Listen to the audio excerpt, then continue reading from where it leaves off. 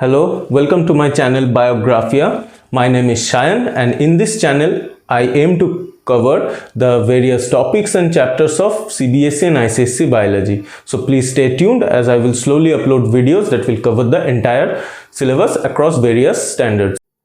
Hello, in this part we will cover the discovery of a cell.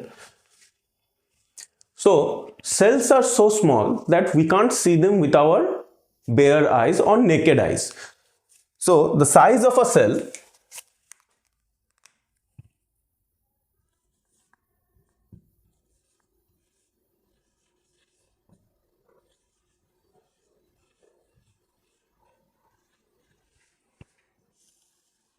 is measured in a unit called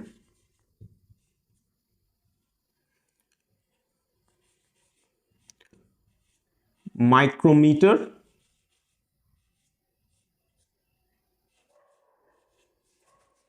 or also known as a micron.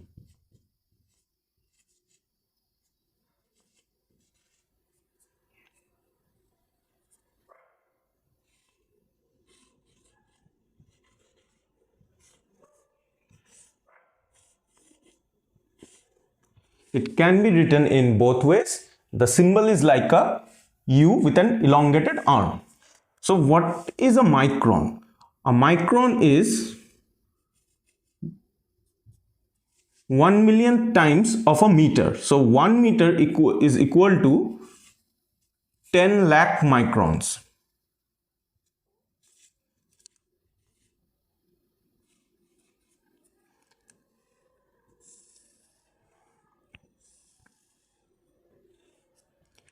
That is 6 zeros. So a micron is 1 by 10 lakh times of a meter. It is so small that if we divide a meter by 10 lakh, we will get 1 micron. So the size of a cell is very small. So in order to see a cell, we need special kind of lenses or optics to zoom it at a microscopic level. So to begin with the discovery of a cell, there were two main scientists.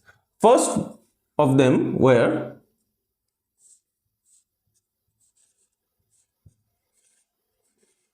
Antony van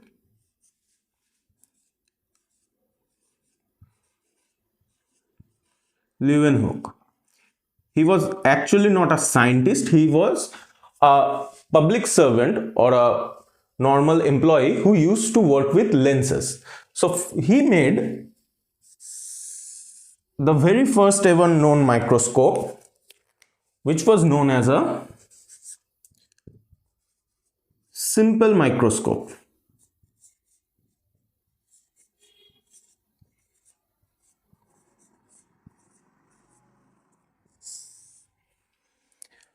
After him, the next person who observed a cell was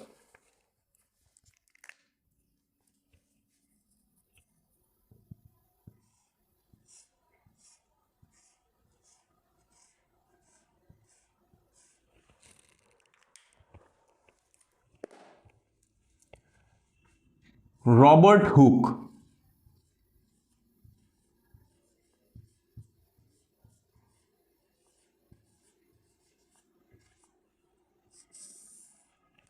He made a more advanced form of a microscope known as a compound microscope.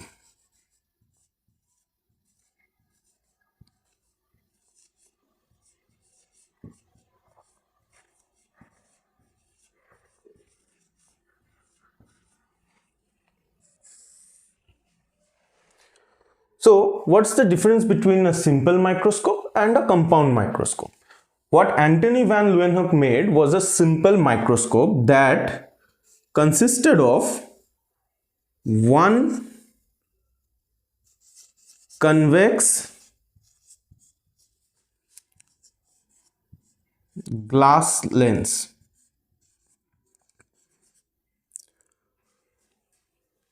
it looked like this. You will find better images in the internet or in your book.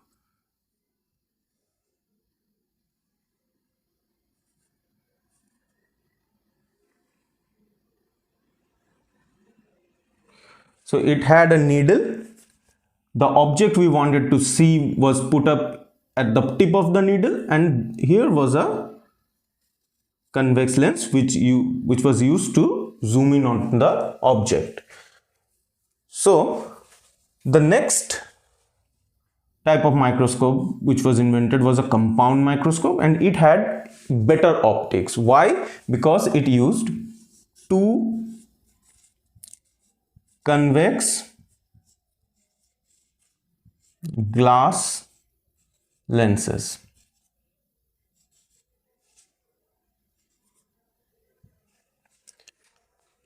So that made a significant difference. A compound microscope in general looks like this.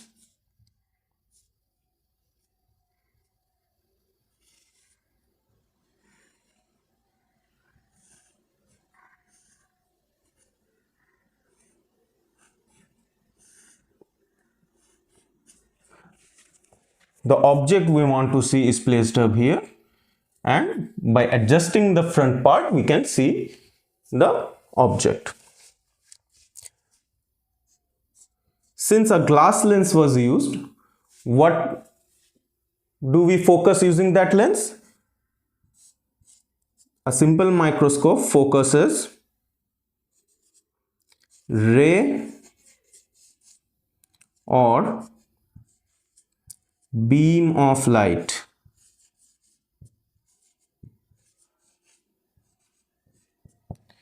It was same here, because here also a glass lens was being used. So a compound microscope also focuses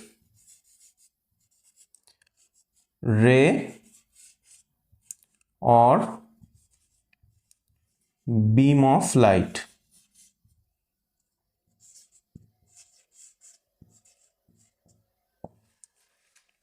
So a simple microscope could zoom in or magnify an object to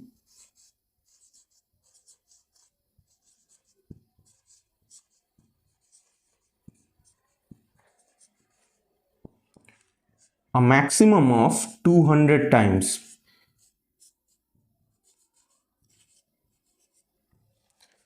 So we could magnify an object that we want to see up to a maximum of 200 times. But using a compound microscope, since it had two lenses, it had a greater magnification capacity. So using a compound microscope, we can magnify an object up to from 40 to 1000 times, which was much higher than a simple microscope.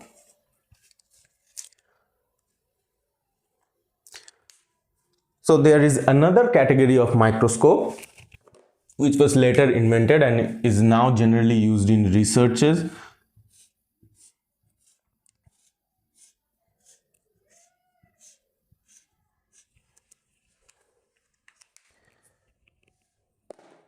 It is known as a electron microscope.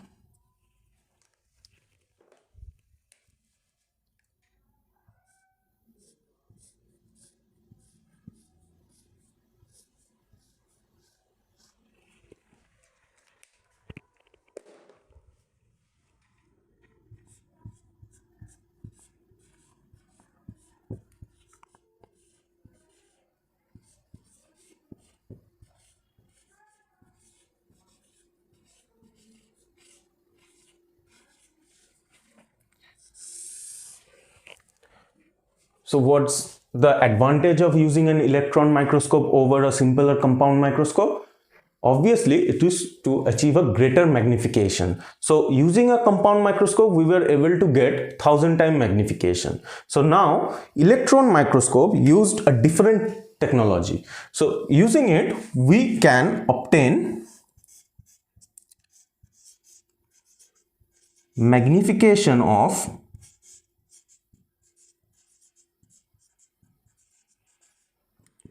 about 2 lakh times.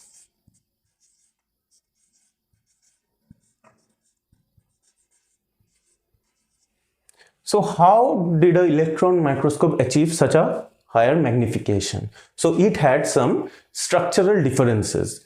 The technology was new and it was not the ones that were used in simple and compound microscope. So in an electron microscope, instead of using glass lenses, magnetic lenses were used, or simply magnets.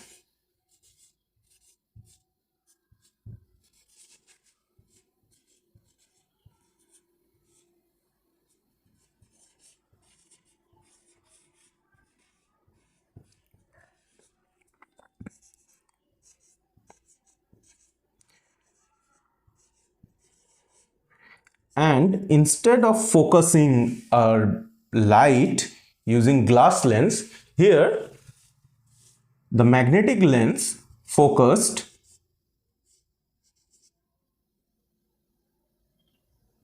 ray or beam of electrons.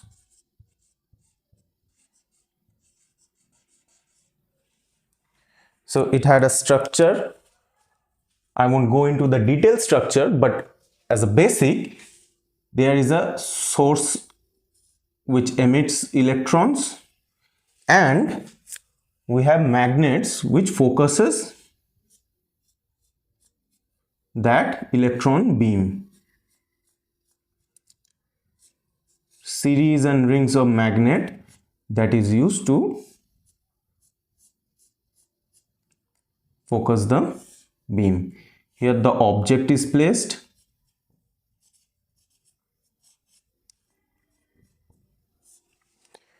and the electron beam is focused onto the object to obtain a very high detailed magnified image of that object.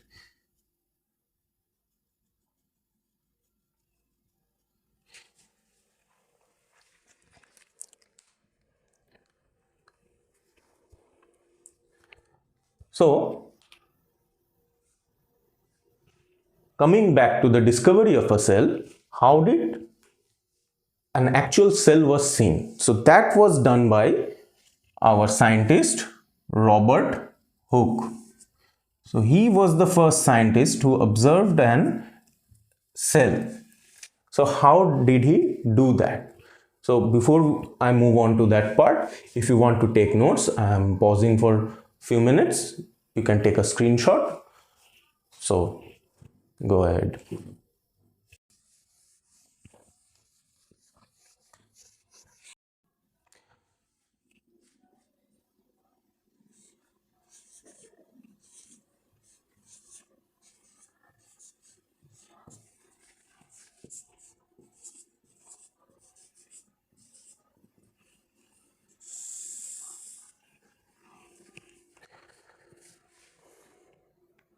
So Robert Hooke made a compound microscope.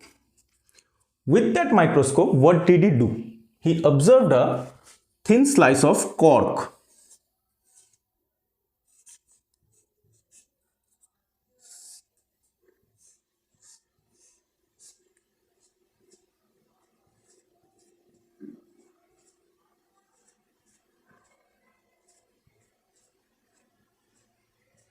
What is a cork? You will generally see corks in glass bottles like wine bottles, etc.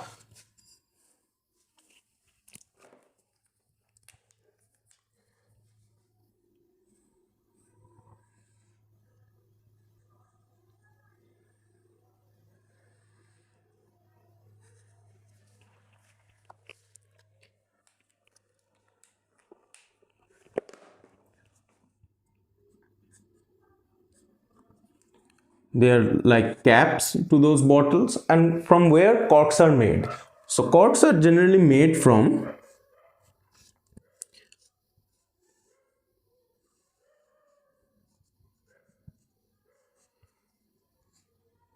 bark or stem of temperate trees.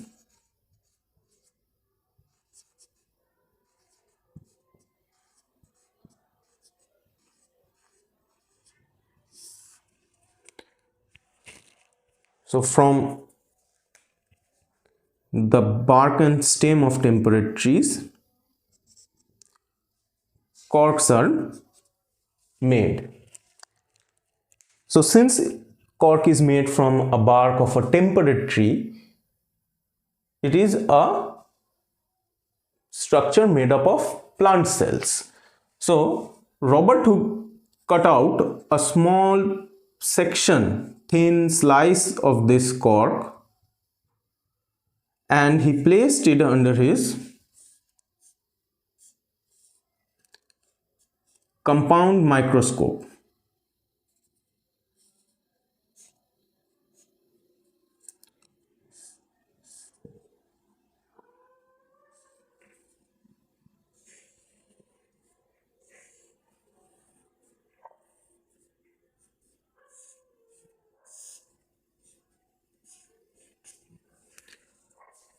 So he actually observed plant cells since cork is made from a tree. So there are few basic differences between a plant cell and an animal cell.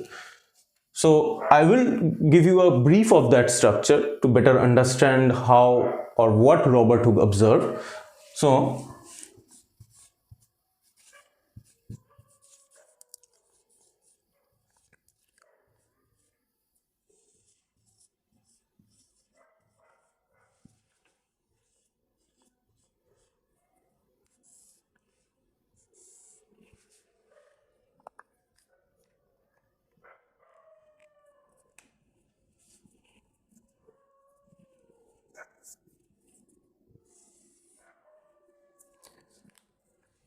in an animal cell, there is only one outer covering called cell membrane.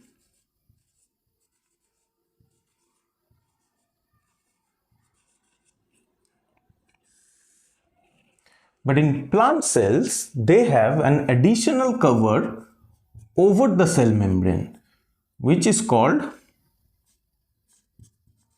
a cell wall.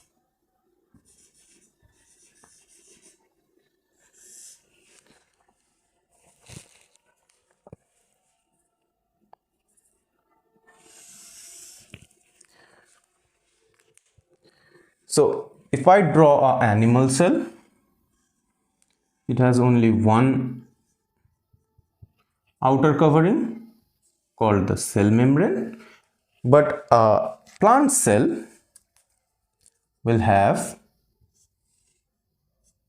the cell membrane, but over that cell membrane they will also have another covering called a cell wall.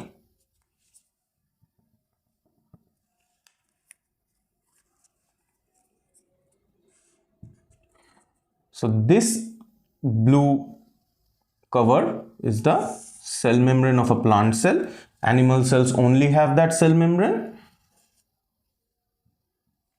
But in addition to the cell membrane, plant cells will also have a cell wall, which is drawn in the black.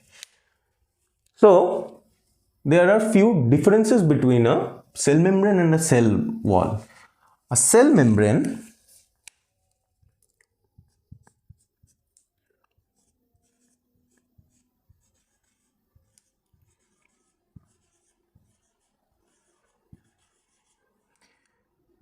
is made of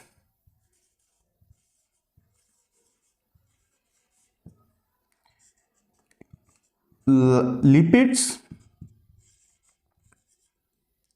and proteins. What are lipids? Lipids are nothing but fat molecules. And a cell wall is made of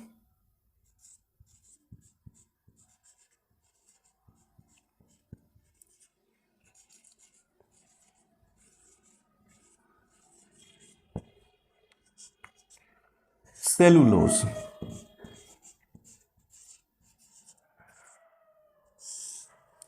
So what's the difference between lipids, proteins and the cellulose? So lipids and proteins are easily decomposable. So when a cell dies,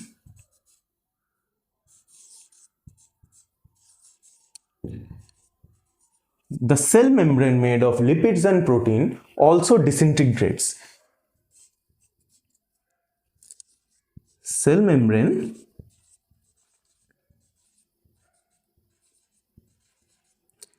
disintegrates.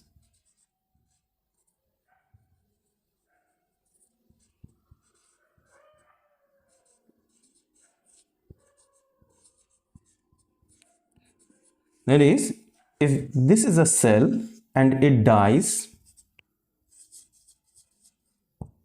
the cell membrane will also disintegrate.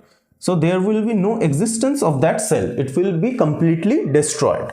However, cellulose is much more tougher than lipids and proteins. So when a plant cell dies,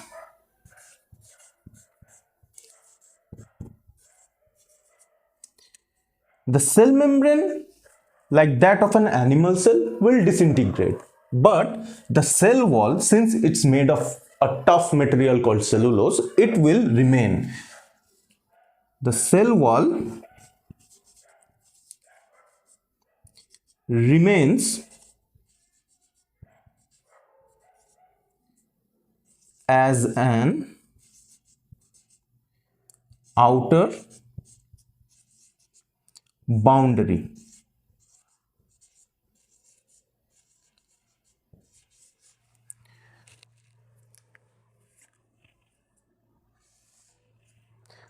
So what that will look like is, if this is a plant cell and it has an outer cell wall,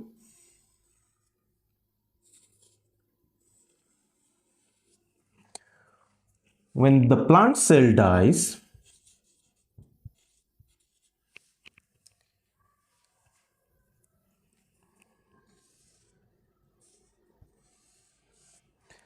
like an animal cell, the plant cell membrane will disintegrate or it will be destroyed.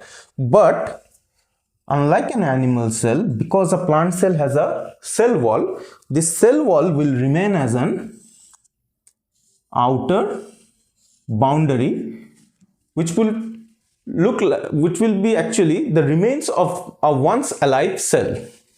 So when Robert Hooke observed a thin slice of cork under a microscope, what he actually saw was the remains of the dead cell walls.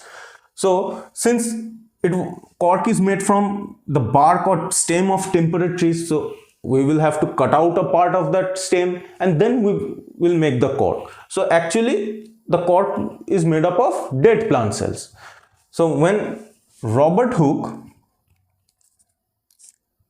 observed that cork segment under a microscope, what he saw was actually a network of once alive plant cells. So since these were dead plant cells, only the structure or outer boundary of their cell wall remained.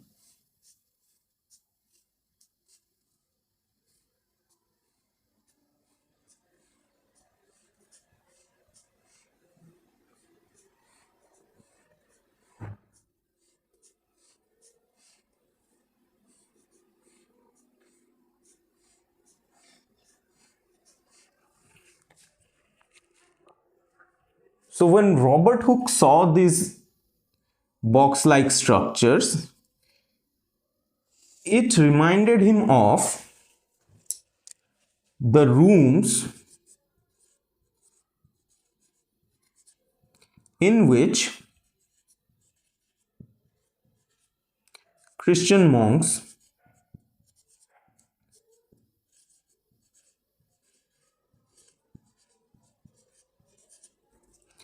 used to live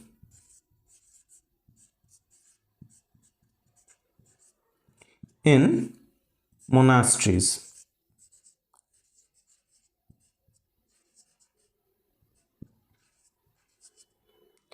So these rooms were called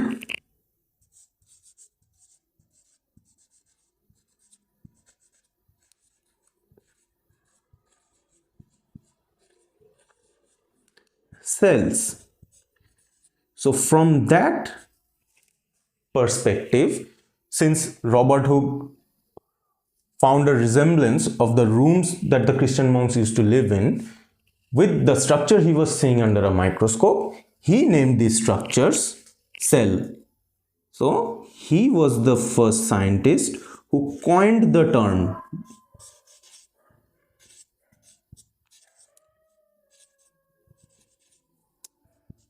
cell. From the rooms of a monastery, the structures he was seeing under a microscope was named cells. So that was how a cell was discovered. So I am taking a pause for a second. If you want to take down notes or take a screenshot of this, you can go ahead.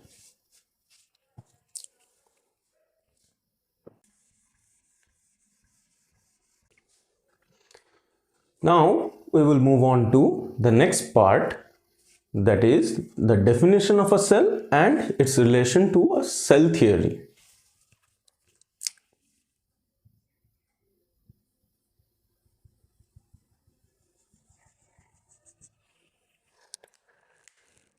So a cell theory was written first, and from it the definition of a cell was derived. So what is the concept of a cell theory? So there were two scientists,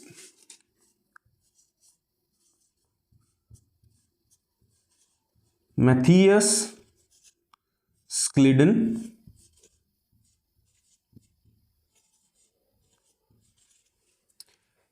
and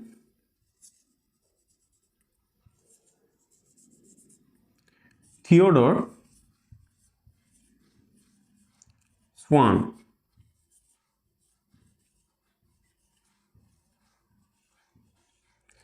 So these two scientists made or pointed out the basics of a cell in the form of a cell theory. So what are the points of a cell theory? A cell is a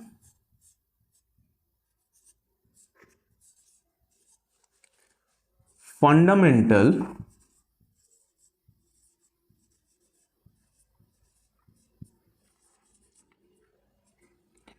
unit of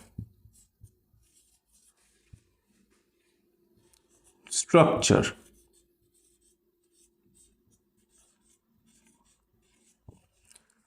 Point number 2, a cell is the fundamental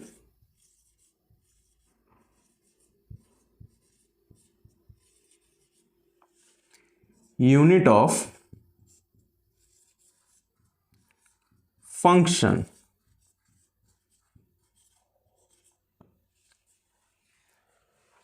So if we go back to the definition of a cell theory, it was cell is the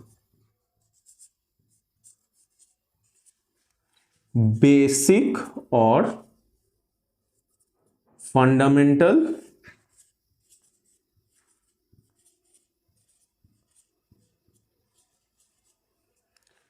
structural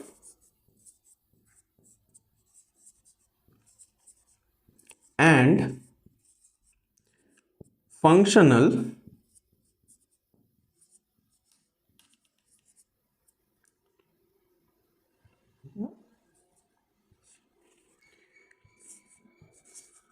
unit of life. So there were two keywords, fundamental structural and functional unit of life.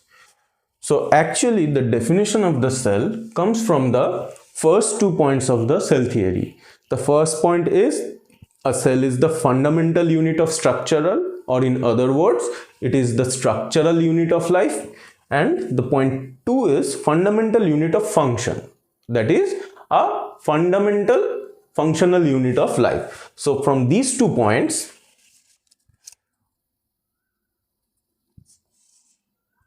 we get the definition of a cell, that a cell is the fundamental, structural and functional unit of life.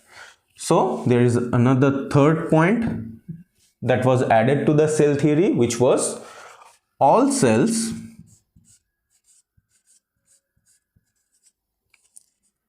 arise from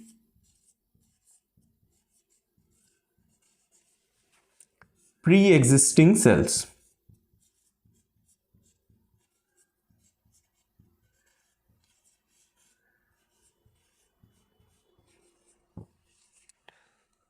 So what this means is that a cell is not formed from inorganic molecules or atoms.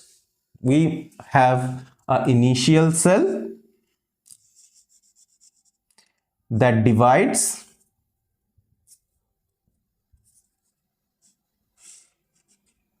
to form two new cells.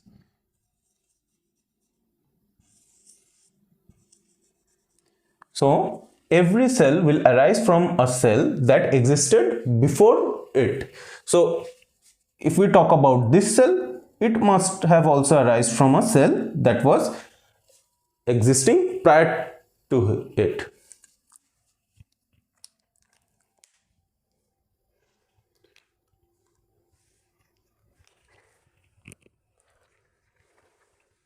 You can take a note of this, and I will now wipe the board.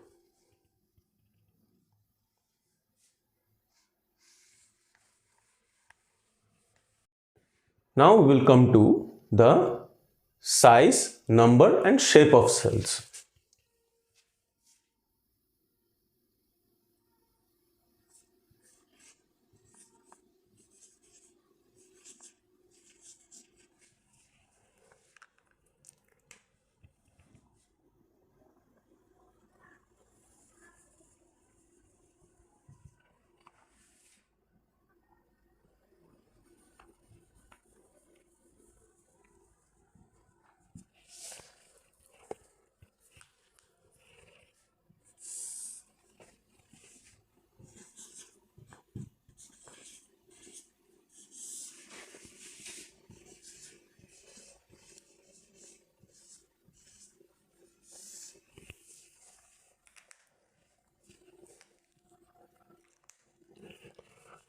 So talking about numbers, a living organism can be made up of one cell, many cells or millions of cells. So depending on that, we have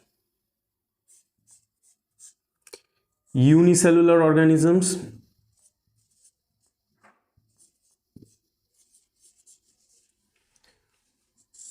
who are organisms made of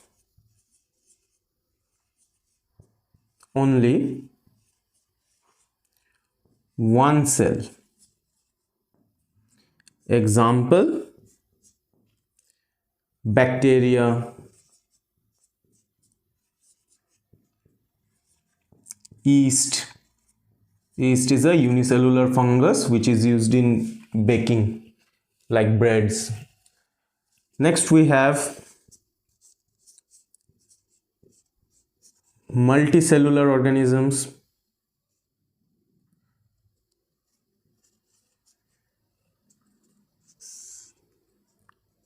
Organisms made of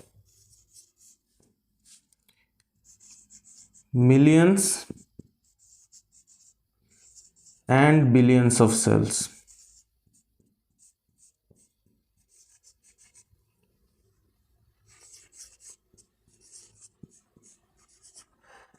Example, every multicellular organism that we see around us, like ourselves, humans,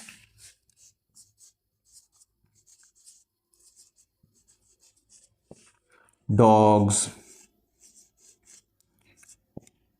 a mango tree, any kind of tree, plant, etc. So there is a third category which is actually in between a unicellular and multicellular organism, which are called few celled organisms.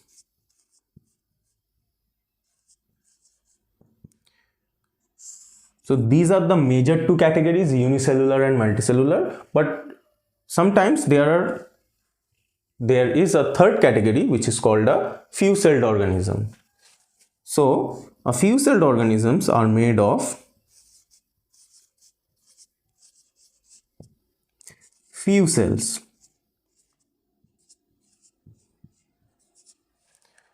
What do we mean by few? Like 100 or 200, 10, 50. Not as many as multicellular organisms, but more than one. So the example of a few celled organism will be volvox. So volvox is actually a unicellular algae colony. It is made up of unicellular algae. Algae are unicellular plants that can do photosynthesis. So volvox is actually made up of these unicellular algae, but instead of living alone, they group together to form colonies, small colonies.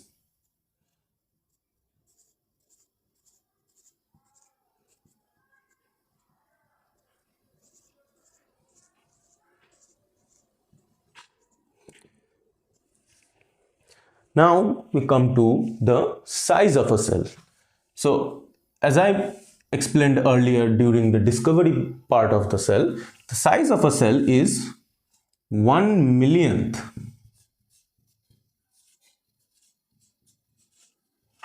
of a meter.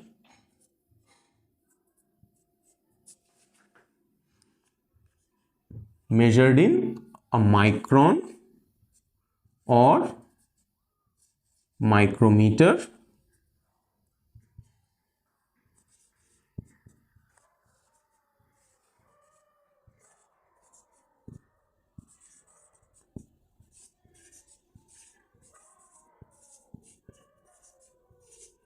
which is 1/1,000,000.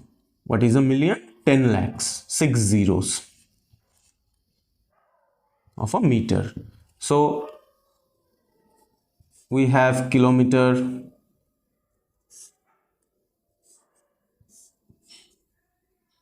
hectometer,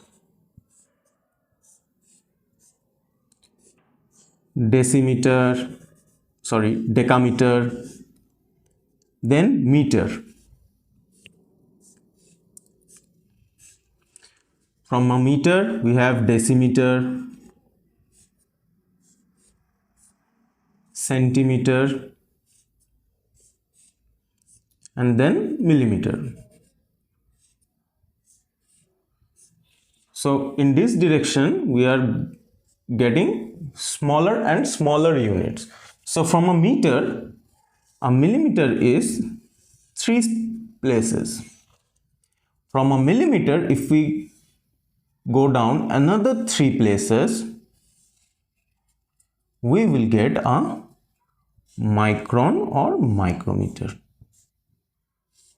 So in a total, we are going down 1, 2, 3, 4, 5, 6 places. That's why it has 6 zeros.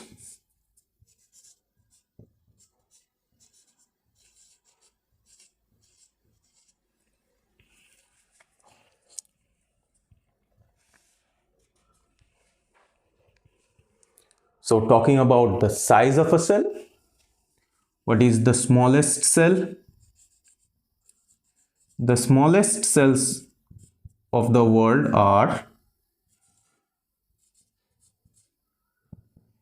bacterial cells. There are many types of bacteria. Few of them are considered to be the smallest. Smallest in human body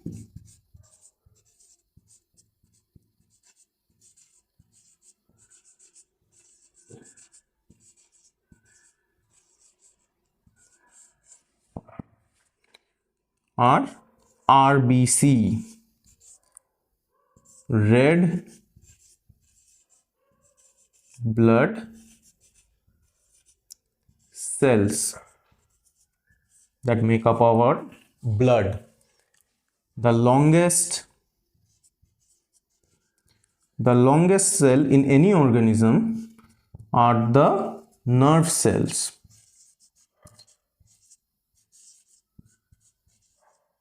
Also called neurons.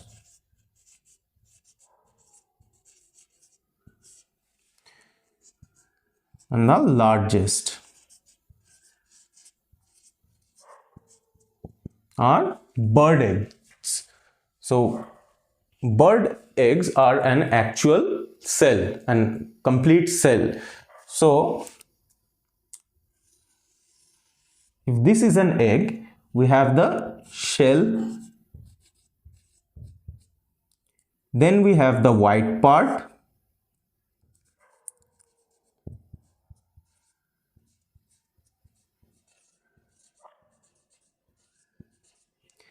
and inside that we have the yellow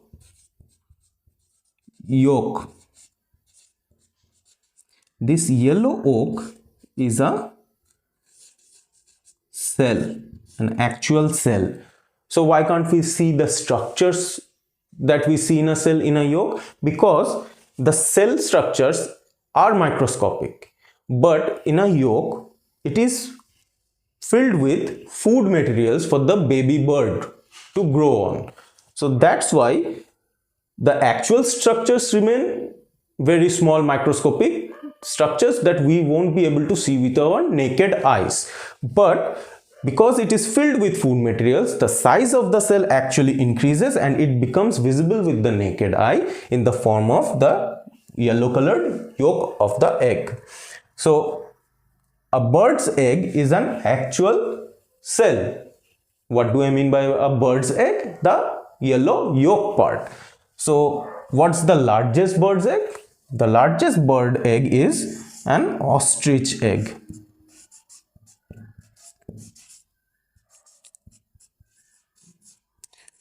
So again, what do you mean by an egg? The yolk part. The yolk of an ostrich egg is the largest cell in the world. Now we come to the shape of a cell. So a shape of a cell depends on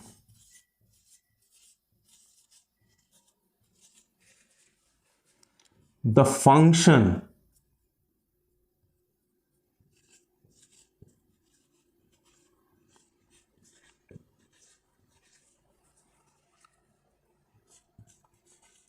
the cell performs.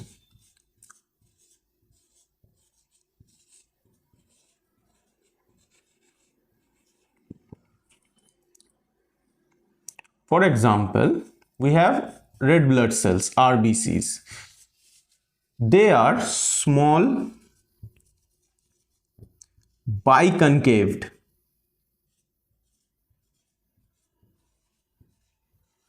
In structure. What's a biconcave structure? So why do RBCs have that structure? Because they need to pass through small microscopic blood vessels in our body that can reach each and every part of the body. So for that function, RBCs have taken up a small biconcave structure. Next, as another example, we have neurons or nerve cells. They are long, fiber-like. Neurons have a long fiber-like structure. Why? Because they have to connect the furthest points of our body to the brain. So a neuron will extend from the brain through the arm and will end in the tip of the finger, at the tip of our leg. So that's why neurons have to be long and fiber-like the wires of our house. Neurons also take up a structure similar to that, so that they can connect every part of the body to the brain.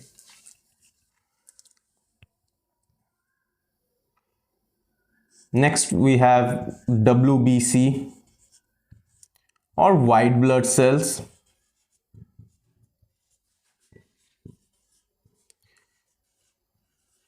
They are the body's natural defense. So they wander around our body and will attack any foreign substance or bacteria that may have entered our body. To do that, they have a amoeba-like structure.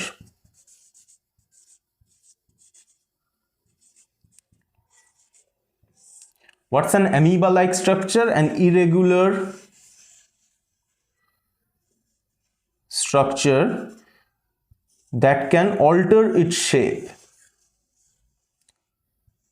to pass through any minute opening or gap. So for example, if the white blood cell is here and it sees a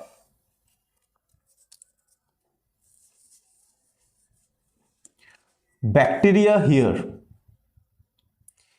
what it will do, it will slowly change its shape to move towards that bacteria.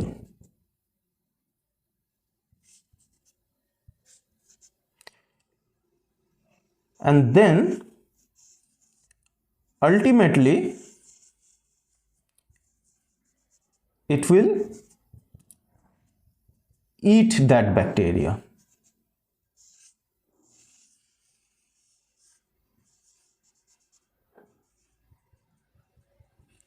To destroy it. So to perform this function, they take up a structure which is called a amoeboid structure. Amoeboid structure means an irregular structure which can be altered depending upon its need.